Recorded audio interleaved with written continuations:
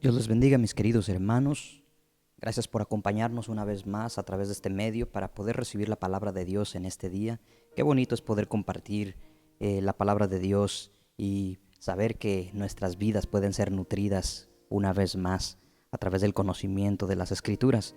Y qué bueno que nos acompañas. Yo quisiera decirte que será una bendición para nuestras vidas el día de hoy poder escuchar el mensaje de parte de Dios para llegar a una reflexión personal y así siempre caminar en seguridad, siempre caminar o saber que estamos caminando en línea recta hacia la eternidad.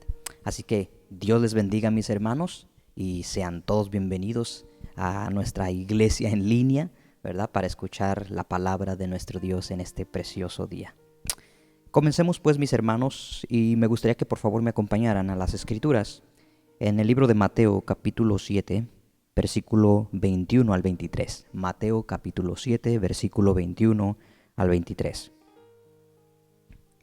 Dice la palabra del Señor: No todo el que me dice Señor, Señor, entrará en el reino de los cielos, sino el que hace la voluntad de mi Padre que está en los cielos.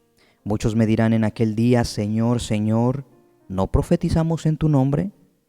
¿Y en tu nombre echamos fuera demonios? ¿Y en tu nombre hicimos muchos milagros? Entonces les declararé: nunca os conocí. Apartaos de mí, hacedores de maldad. Incline su rostro, vamos a orar. Padre, en el nombre de Jesús, te damos gracias, Señor, en esta preciosa tarde por este mensaje maravilloso que tú nos das. Gracias por permitirnos concluir una semana más. Gracias, Señor, por tenernos aquí, escuchando tu palabra, escuchándote hablar, impartiendo ese mensaje de vida, Señor, a nuestros corazones. Gracias por esta oportunidad. Sabemos que muchos no llegaron a un día más, pero a nosotros, Señor, nos has dado la gracia, nos has dado tu favor y estamos delante de ti, Señor, en espíritu para escuchar tu consejo. Te pedimos que hables a nuestros corazones y que la palabra que traes para nuestras vidas, Señor, pueda dar mucho fruto en nuestros corazones, que podamos crecer, que podamos madurar, que podamos, Señor, arreglar ciertas cosas que tal vez necesiten ser arregladas. En el nombre de Jesús, una vez más te damos gracias y bendecimos este momento para gloria de tu nombre. En el nombre de Jesús, amén. Gloria a Dios, mis queridos hermanos. El propósito de esta enseñanza el día de hoy, mis hermanos, es que podamos hacer una breve reflexión sobre la diferencia que existe o que hay entre vivir una vida religiosa y una vida cristiana. ¿Cuál es la gran diferencia de vivir una religión o de vivir la fe cristiana? Muchos, desafortunadamente, en el día de hoy están confundidos con respecto a lo que significa vivir una vida cristiana en todo el sentido de la palabra y vivir una vida religiosa. Y espero yo, a través de las Escrituras, poder mostrarle por lo menos algunos puntos de diferencia dentro de la una y la otra, que existen dentro de una y otra. Así que, mis hermanos, es importante que reflexionemos en esto, porque sin duda alguna nos ayudará a hacer un examen de nuestra propia vida a la luz de la palabra. Y como dije ya, el propósito, mis hermanos, es descubrir realmente si nosotros estamos parados en la fe o estamos viviendo la fe o simplemente estamos viviendo una vida religiosa. ¿Estamos viviendo la vida que a Dios le agrada o simplemente nos hemos acostumbrado o hemos caído en la religiosidad? La palabra de Dios nos enseña, hermano, en el Salmo 119 que la palabra es lámpara a nuestros pies y es lumbrera a nuestro camino. Y precisamente es a través de las Escrituras que nosotros podemos descubrir si estamos realmente parados en la fe, si estamos viviendo la vida que a Dios le agrada o la vida que se supone que tenemos que estar viviendo ahora como hijos de Dios. Amén. Dice 2 de Timoteo 3:16, esto solamente a modo de introducción. Dice la Escritura que toda la Escritura es inspirada por Dios y que es útil para enseñar, para redarguir, para corregir, para instruir en justicia. Y el fin de esto, hermano, es de que el hombre de Dios sea perfecto y enteramente preparado para toda buena obra. Ese es el propósito de las Escrituras, en gran parte, de llevarnos, hermanos, a la perfección, de llevarnos a que estemos listos y preparados para cumplir el propósito de Dios en nuestras vidas. Recuerde que tú y yo estamos aquí con un propósito específico de parte de Dios. Nosotros no estamos aquí por accidente, no estamos aquí porque simplemente así se dieron las cosas. No, hermano, tú y yo tenemos un propósito real y definido dentro de las Escrituras. Así que Dios nos permita hacer esta reflexión el día de hoy y que podamos nosotros mismos someternos al escudriño de la palabra para ver si estamos en la fe o estamos viviendo una religión. Amén. Así que sometámonos entonces, hermanos, nuestras vidas al escudriño de la palabra de Dios, a un examen exacto y diligente para que finalmente podamos saber entonces si estamos en la fe. Hoy en día parece haber una gran confusión, desafortunadamente, tocante a lo que significa realmente vivir la vida cristiana y lo que es vivir una simple religión. Y parte de esta confusión se debe a tanta mala enseñanza que existe, que no se le está enseñando al pueblo lo que significa realmente vivir una vida agradable a Dios. Es decir, no se le está explicando al pueblo de Dios lo que Dios quiere, lo que Dios pide de nosotros ahora que somos hijos de Dios y aquellos cambios que debemos estar observando ahora que estamos en la fe. Y desafortunadamente, como hay enseñanzas que solamente sirven para motivar, que solamente sirven para incitar a la gente a una vida mejor económicamente o materialmente hablando, y no se le está llevando al pueblo de Dios a una confrontación personal, a una consagración, a una búsqueda intensa de las cosas celestiales. Entonces hay una gran confusión. Muchos no saben si lo que están haciendo o el testimonio personal que están dando es lo que se supone que deben de dar. Es decir, no saben si el fruto que están dando es realmente el fruto de una vida que ha sido transformada por el poder de Dios. Muchos se están conformando simplemente con cumplir reglas, con ir a la iglesia, con asistir y cumplir los reglamentos o las tradiciones eclesiásticas. Y piensan que eso es el todo, que eso es vivir la vida cristiana, que eso es el fruto de una vida nueva. Y no, hermanos, va mucho más allá que esto realmente. No se trata de cumplir una serie de reglas y decir ya soy salvo, no, hermanos. Y eso quiero que lo veamos a través de las Escrituras, porque a nosotros nos compete, hermano, y nos interesa realmente saber si estamos en la fe, porque recuerde que leímos en las Escrituras que muchos en aquel día van a decirle, Señor, Señor, pero yo en tu nombre hice, pero yo en tu nombre esto, yo estuve aquí, hice allá, y el Señor les dirá, no te conozco, no te conozco. Y definitivamente nosotros no queremos caer en ese error o llegar a ese estado, mis hermanos. Tenemos que estar seguros de nuestra salvación. Amén. Así que la palabra es la lámpara y es la lumbrera que alumbra nuestro camino y es útil, como dice Timoteo, para nuestra enseñanza. Amén. Para corregirnos, para instruirnos en justicia. Así que, desafortunadamente hay una gran confusión tocante a lo que esto significa, vivir la vida cristiana o vivir una religión. Hay una gran confusión, pero ¿qué es realmente el cristianismo? ¿En qué consiste la verdadera vida cristiana? ¿Cuándo comienza la vida cristiana? Espero poder responder algunas de estas preguntas. En primer lugar, entonces, mis hermanos, quiero que veamos la importancia que tiene el saber si realmente estamos viviendo en Cristo o simplemente estamos viviendo una insulsa e insignificante religión. Ahora, hay una gran importancia, hermano, en el saber si realmente estamos viviendo la fe cristiana. ¿Y sabes por qué? Porque en aquel día habrá muchos que, creyendo que van a la vida eterna con Cristo, se encontrarán con la sorpresa que sus nombres no están escritos en el libro de la vida. y por lo tanto pasarán una eternidad en el lago de fuego donde estará Satanás y todos sus demonios. Es por eso la importancia, hermano, la urgencia de hacer un análisis personal y de saber si realmente estamos viviendo la fe. Dice Mateo 7:21, no todo el que me diga Señor, Señor. No todo el que me diga Señor, Señor, en otras palabras, no todo el que profesa ser cristiano realmente lo es. No todo el que me diga Señor, Señor. En Lucas capítulo 6, versículo 46, dice el Señor Jesús hablando, dice, ¿por qué me llamas Señor y no haces lo que yo digo? Ahí la palabra Señor, hermano, habla acerca de alguien que tiene autoridad, que tiene señorío, alguien que es amo y dueño. Entonces el Señor está diciendo, ¿por qué me dices que soy tu amo? ¿Por qué me dices que soy tu Señor? ¿Por qué me dices que estoy en una autoridad sobre tu vida y no haces lo que yo te mando? Lo único que estamos demostrando es que realmente no estamos sujetos a esa autoridad que decimos estar, o no somos siervos del Dios viviente. ¿Por qué me dices Señor y no haces lo que yo te mando? Juan 10:27 dice, mis ovejas oyen mi voz y yo las conozco, dijo Jesús, y ellas me siguen.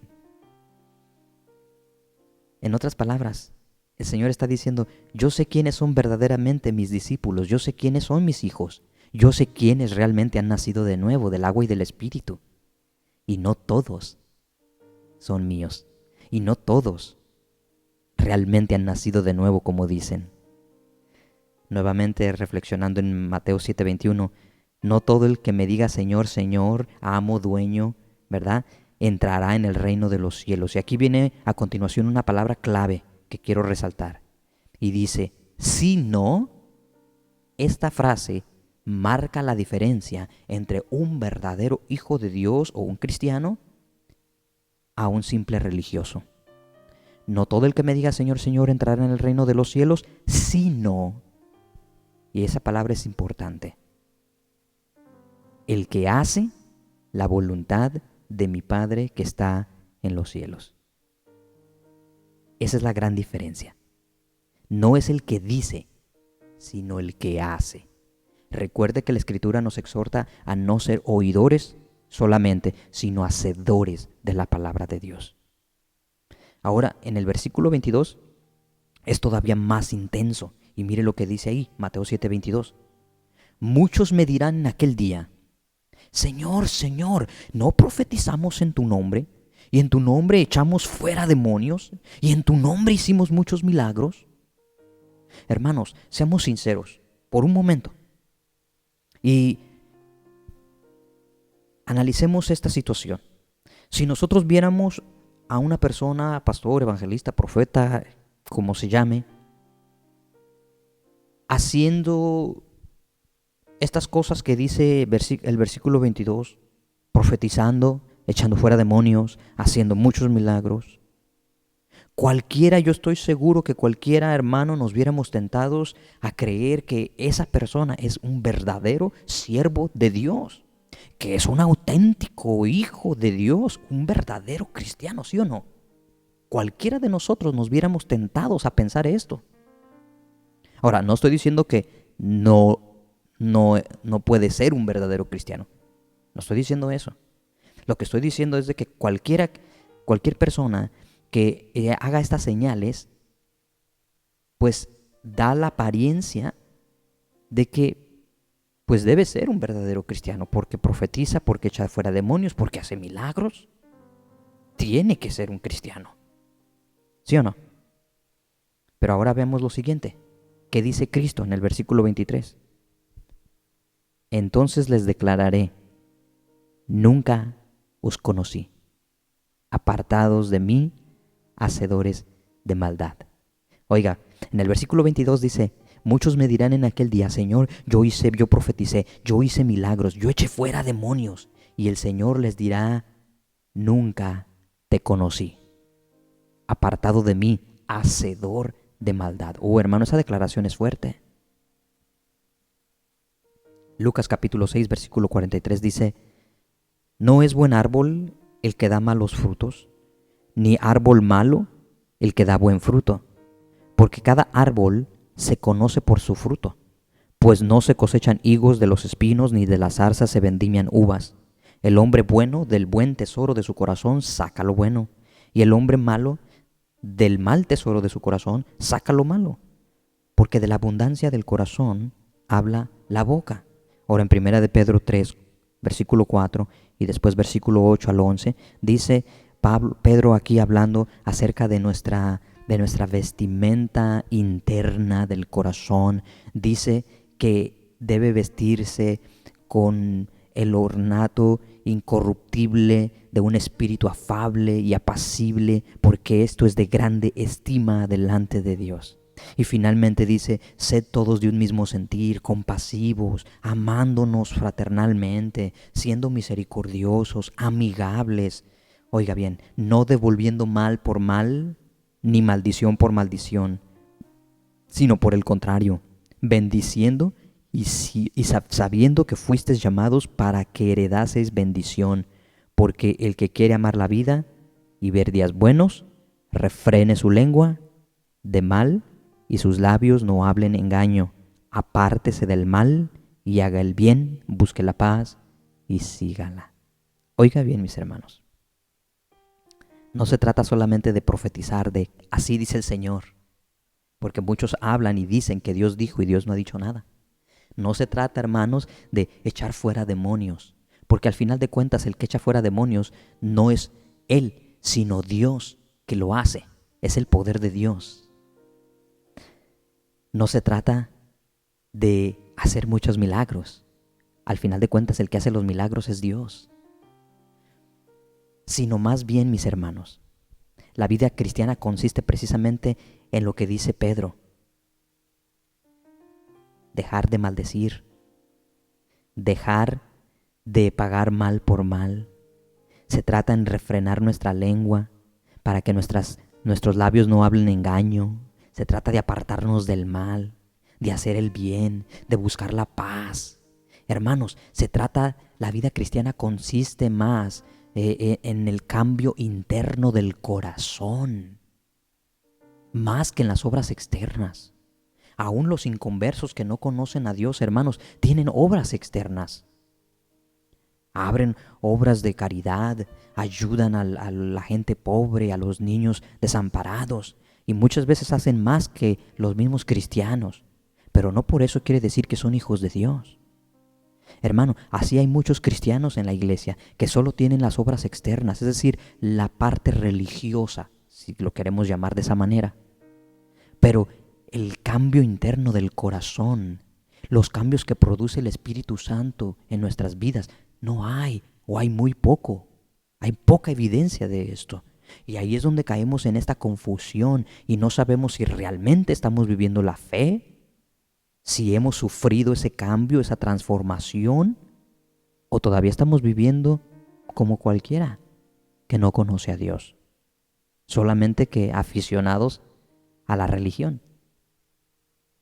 Desafortunadamente, hermanos, hay una gran confusión y yo oro y ruego a Dios que nos ayude a nosotros, hermanos, a hacer este análisis de nuestra propia vida y si estamos confundidos, salir de esa confusión y arreglar nuestras vidas y enderezar nuestros caminos. Dice Colosenses 3, versículos 5 al 8, haced morir lo terrenal en vosotros. Y luego nuevamente nos da una lista de cosas, hermano, que tienen que ver con el carácter cristiano, con una vida nueva. Y dice, haced morir lo terrenal en vosotros: fornicación, impureza, pasiones desordenadas, malos deseos, avaricia, que es idolatría. Pero ahora dejad también vosotros todas estas cosas: la ira, el enojo, la malicia, la blasfemia, palabras deshonestas de vuestra boca. Hermanos, de esto se trata la vida cristiana. No se trata solamente de decir con nuestros labios, de profesar, de hablar el lenguaje, no. Se trata, hermano, de un cambio interno que produce obras externas. Desafortunadamente muchos no han entendido en qué consiste realmente la vida cristiana. Muchos cristianos de hoy piensan que están listos para irse con Dios cuando lo único que tienen es una religión y no una verdadera comunión con Dios. Es decir, la vida cristiana o el carácter o el carácter moral o las obras del Espíritu. Hermanos y amigos, la religión no salva. La religión no salva. Es por eso que nosotros no profesamos ninguna religión. Nosotros proclamamos a Cristo. Nosotros predicamos a Cristo y a Cristo crucificado. Es la verdad del Hijo de Dios, la única que puede librarte. Si el Hijo os libertare, seréis verdaderamente libres.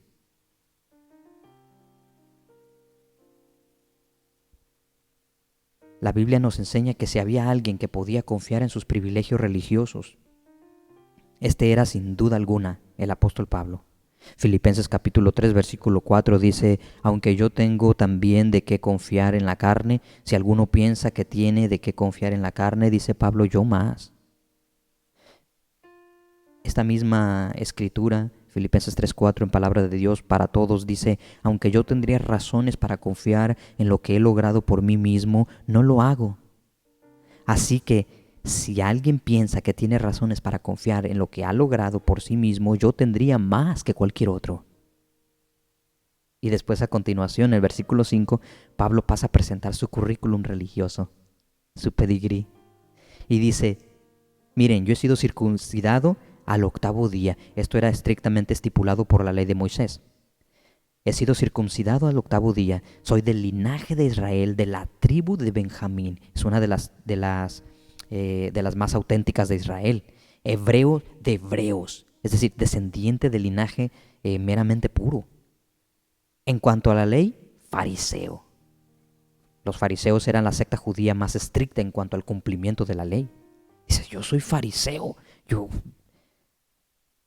En cuanto a celo, oiga, perseguidor de la iglesia. En otras palabras, dice Pablo, miren, si ustedes quieren ver qué tan celoso fui en el cumplimiento de la ley, solo recuerden que yo fui uno de los más fuertes enemigos de la iglesia y del evangelio.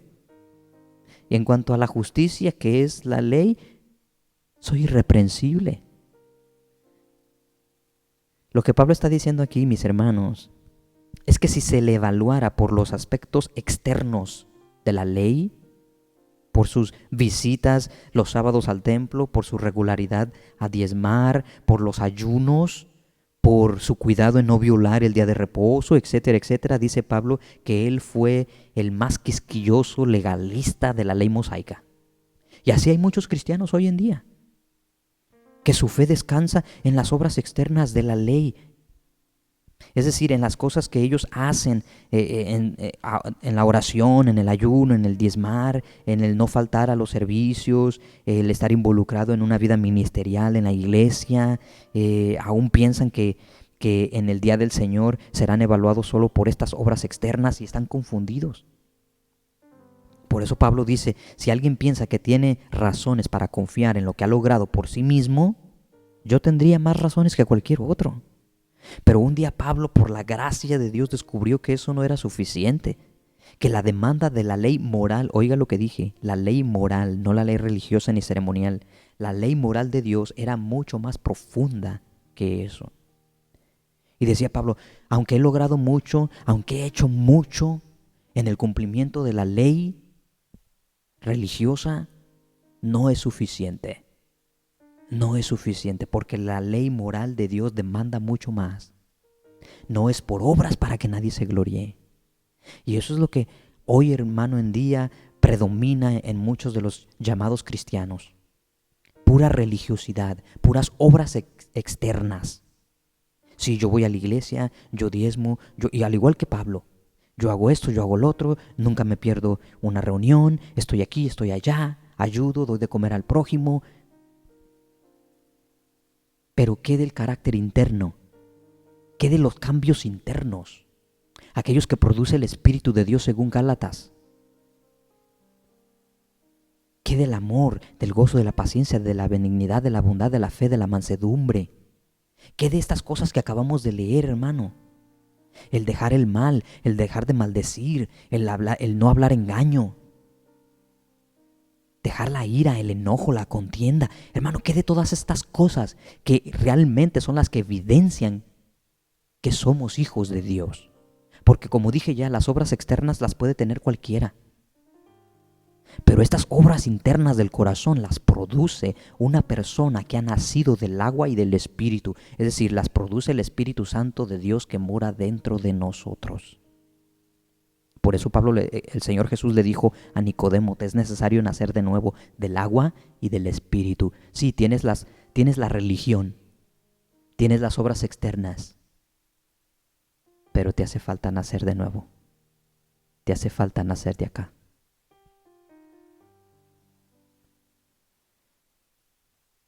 Dice Pablo en Romanos 7, hubo un tiempo donde yo me consideraba a mí mismo un modelo de virtud. Estoy parafraseando. Yo creía estar cumpliendo la ley, pero en realidad vivía sin ley. Hablando de la ley espiritual. Romanos 7, versículo 7, versículo 12, versículo 18 al 24.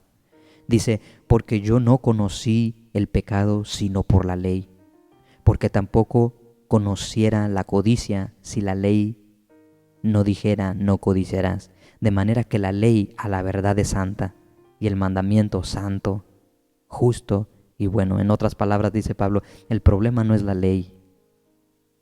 Me di cuenta, el problema soy yo. El problema está en mí, en mis miembros, en mi corazón. Aquí, en lo interno, ahí está el problema. Mire lo que dice el versículo 18, Romanos 7, 18. Yo sé que en mí, esto es en mi carne, dice Pablo, no mora el bien, porque el querer el bien está en mí, si yo quiero, pero no el hacerlo. Porque no hago el bien que quiero, sino el mal que no quiero, eso hago. Y si hago lo que no quiero, ya no lo hago yo, sino el pecado que mora en mí. Oiga bien, así que queriendo yo hacer el bien, hallo esta ley, que el mal está en mí.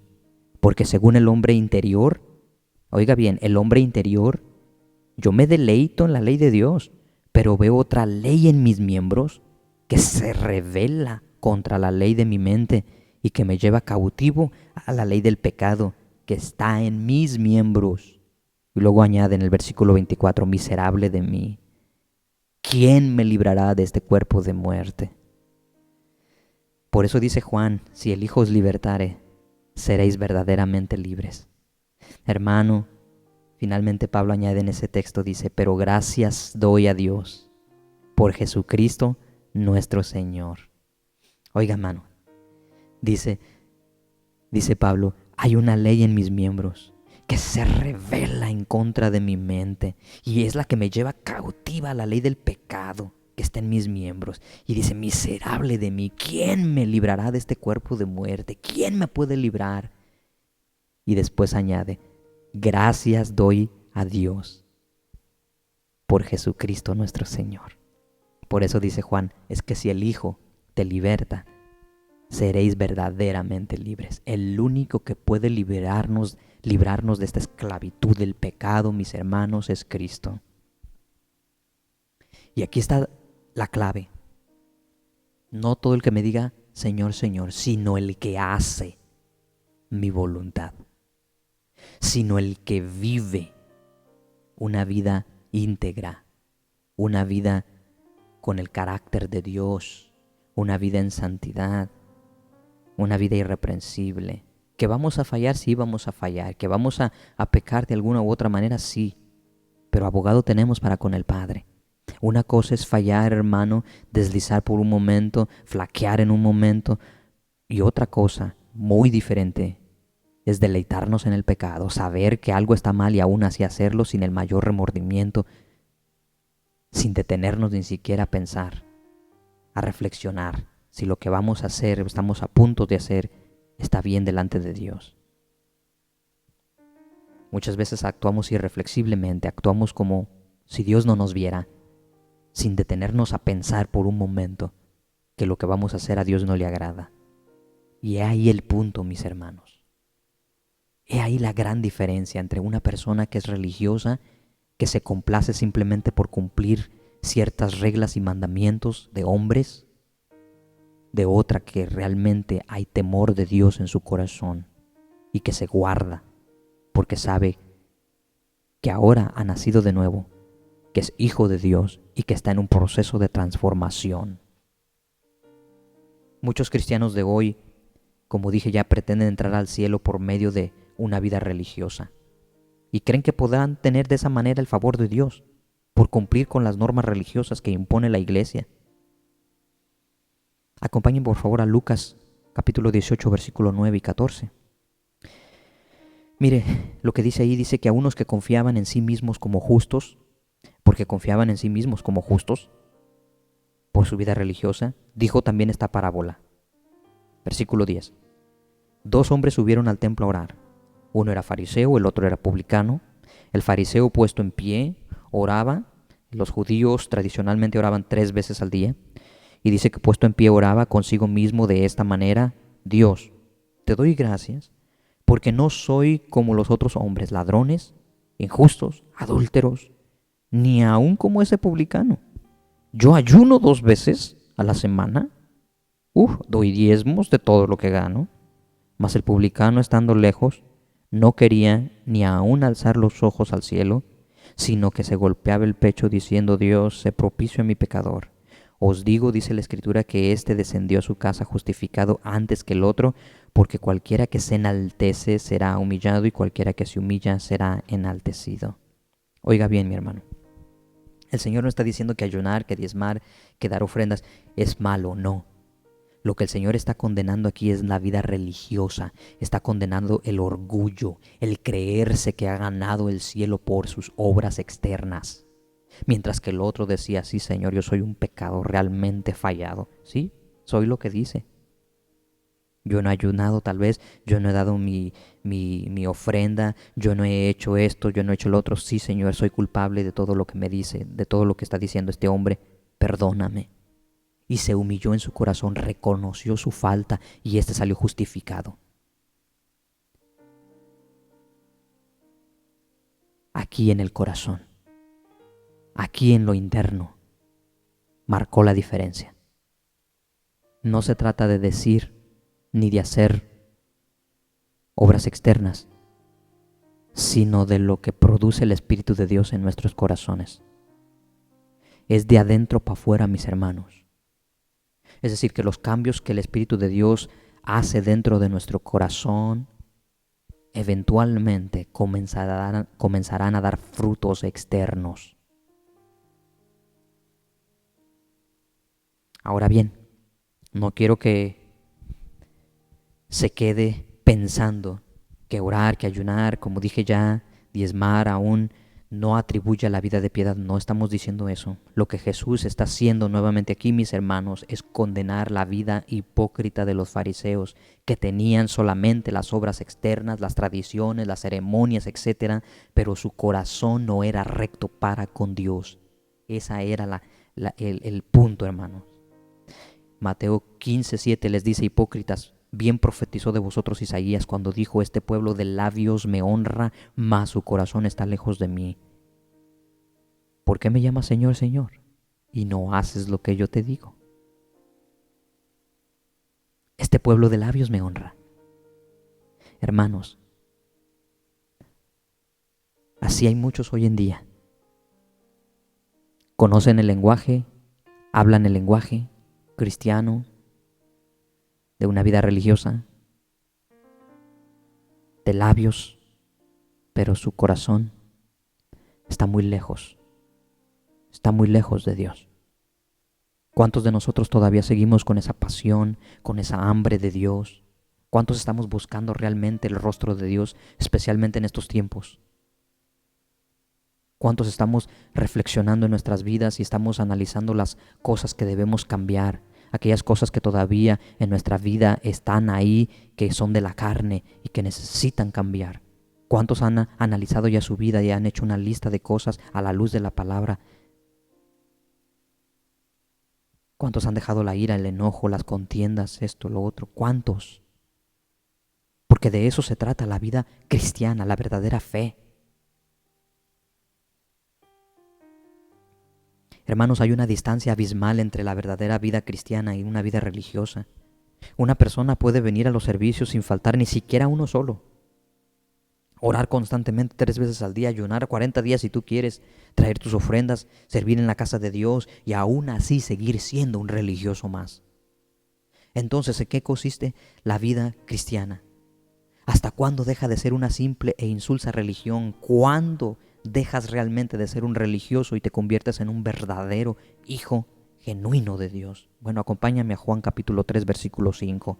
Dice que respondiendo Jesús dijo: de cierto te digo, que el que no nace del agua y del Espíritu no puede entrar en el reino de Dios. Un verdadero cristiano comienza cuando muere para nacer de nuevo. Por eso dijo el Señor: os es necesario nacer de nuevo. Es decir, hermano, que la vida cristiana comienza cuando tú, por el Espíritu de Dios, das muerte a tu vida de pecado para así vivir una vida consagrada a Dios en completa santidad, de mente, de alma, de espíritu, de cuerpo. Primera de Tesalonicenses 5:23 dice: todo vuestro ser, espíritu, alma y cuerpo, sea guardado irreprensible para la venida de nuestro Señor Jesucristo. El espíritu es el que da vida. La carne para nada aprovecha. Las palabras que yo os he hablado, dijo Jesús, son espíritu y son vida. Santiago 1:18 dice que Él de su voluntad nos hizo nacer por la palabra de verdad para que seamos primicias de sus criaturas. Hermanos, no se trata de hacer un simulacro del cristianismo. Es decir, no se trata de una apariencia, de vivir una apariencia. Se trata de morir para volver a nacer. Pablo finalmente entendió que no había otro camino para llegar al Padre, sino solamente a través de nuestro Señor y Salvador Jesucristo. Concluyo, mis hermanos. Filipenses 3:7. Dice Pablo: cuanto estas cosas eran para mí ganancia en un tiempo, hoy las he estimado como pérdidas por amor a Cristo. Y ciertamente aún estimo todas las cosas como pérdida por la excelencia del conocimiento de Cristo Jesús, mi Señor, por amor del cual lo he perdido todo y lo tengo por basura para ganar a Cristo. Y ser hallado en Él, no teniendo mi propia justicia, que es por la ley, sino la que es por la fe de Cristo, la justicia que es de Dios por la fe, a fin de conocerle. Mira, hermano, la vida cristiana comienza cuando tú y yo morimos a la carne, a nuestro yo, para vivir una vida nueva en Cristo Jesús. Dice la Escritura que la fe viene por el oír. Tú escuchas palabra de Dios, nace la fe en ti, te conviertes de tus malos caminos, te arrepientes, pides perdón a Dios, le entregas tu vida a Él, y a partir de ese momento, esa fe comienza a producir en nosotros frutos del Espíritu, que eventualmente se convierten en obras externas, producto de una fe verdadera.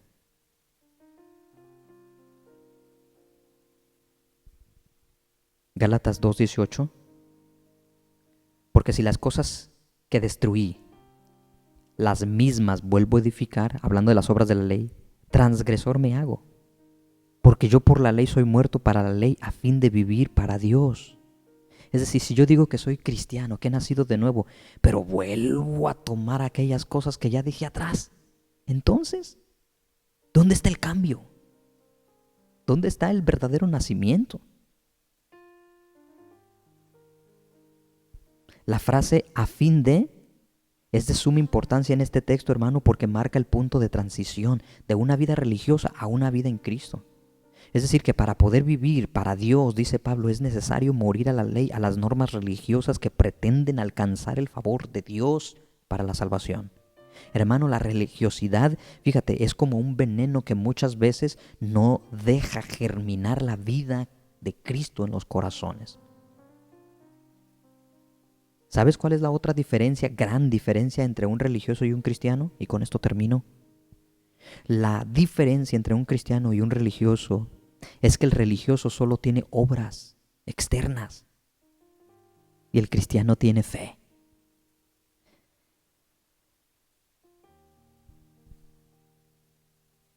¿Esto quiere decir que debemos de desechar las obras? Por supuesto que no.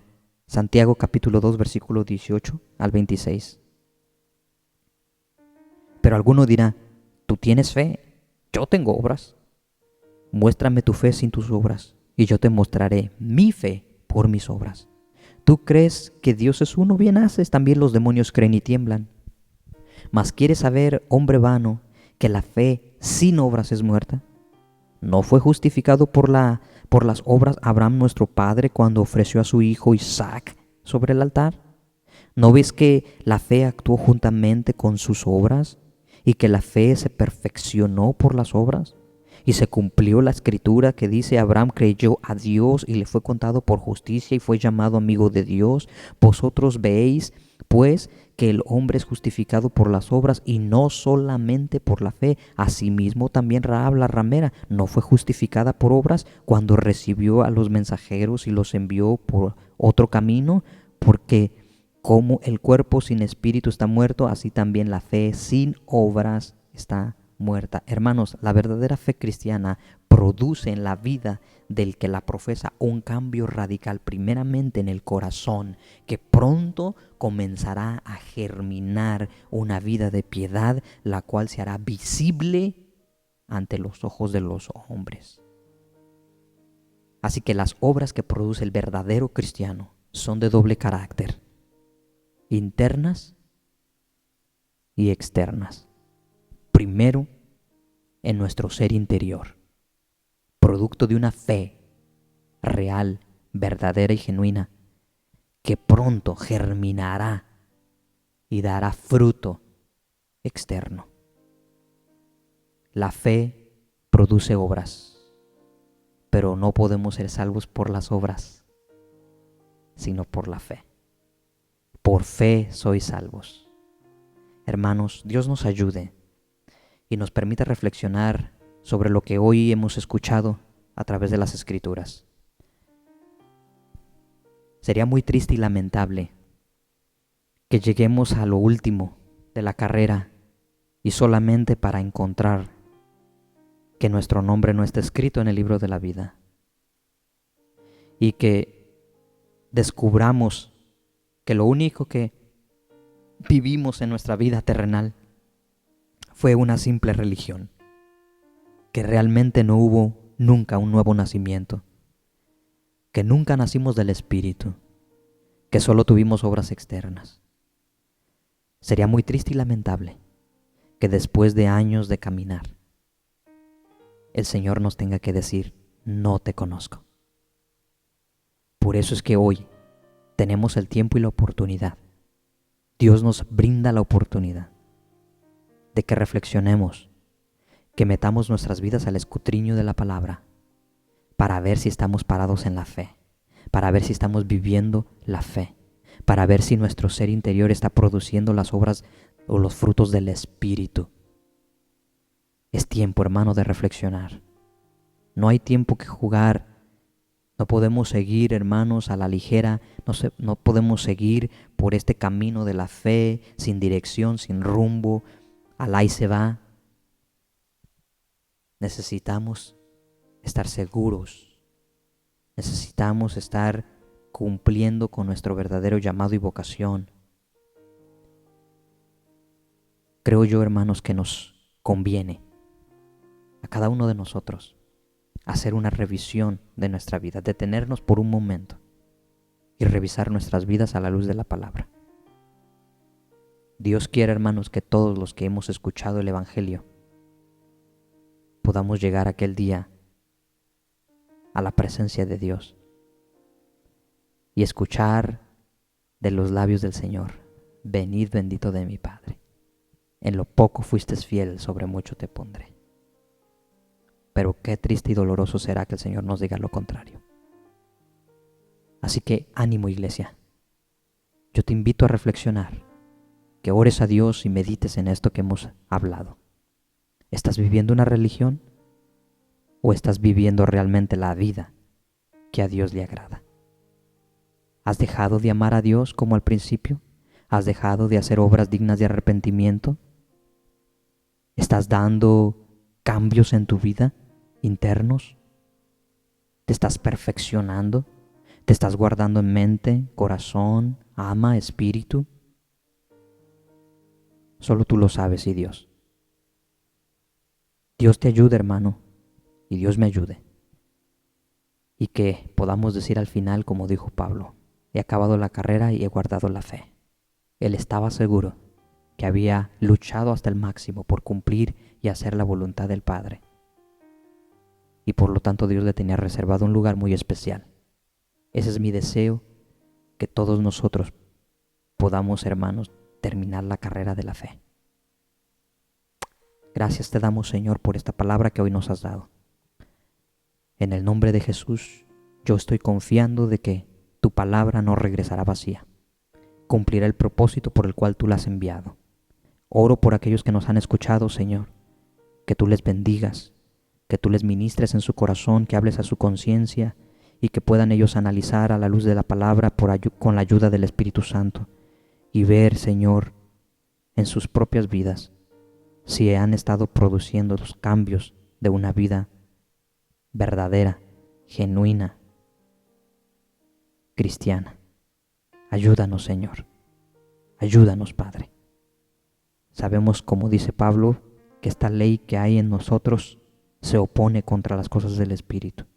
La carne no quiere, pero el Espíritu siempre busca las cosas que son del Espíritu de Dios. Por eso ayúdanos, Señor. Te lo pedimos en el nombre de Jesús y te doy gracias por esta oportunidad que nos has dado nuevamente de poder estar aquí delante de tu presencia para ministrar tu palabra. En el nombre de Jesús. Amén. Que el Señor me los bendiga, mis hermanos, y que la gracia de Dios siga estando con cada uno de nosotros hasta que Él venga. Dios te bendiga.